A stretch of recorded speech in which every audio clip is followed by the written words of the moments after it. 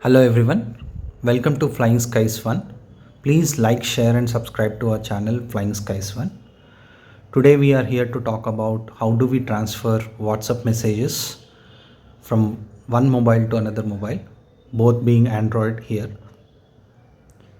So, no need of using or backing up your WhatsApp data on Google Drive.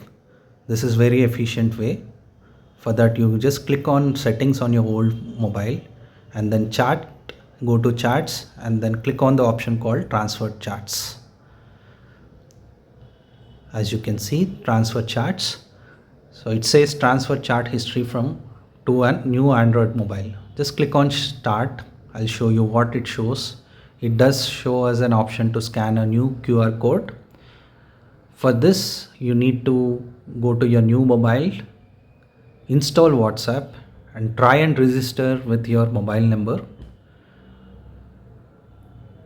So you have options while you are registering for your mobile number.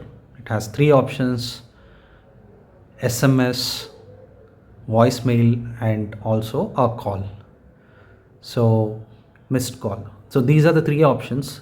Use either of them to register yourself with WhatsApp with your mobile number on this new phone. So it gives an option of transfer chart history from old phone. Click on continue and use your Wi-Fi or mobile data. So as you can see, the scan option is visible on the new mobile. Take your own old mobile and scan this QR code. Boom, the transfer process will start in a couple of seconds. While it's connecting here, as you could see, this is pretty efficient way of transferring data from one mobile to another mobile, from old mobile to another new mobile. We keep changing mobiles, so this is a very efficient way of not losing any chart history on your old mobile. The same chart history will be reflected on your new mobile. So ideally it takes 5 to 7 minutes for 2 GB of data or so, because it includes all your videos, documents, voice messages, and so on. As you can see, this transfer process is happening, and it would conclude in a couple of seconds. Yes, this is done. So now click on next on your new mobile and give your name as you wish to.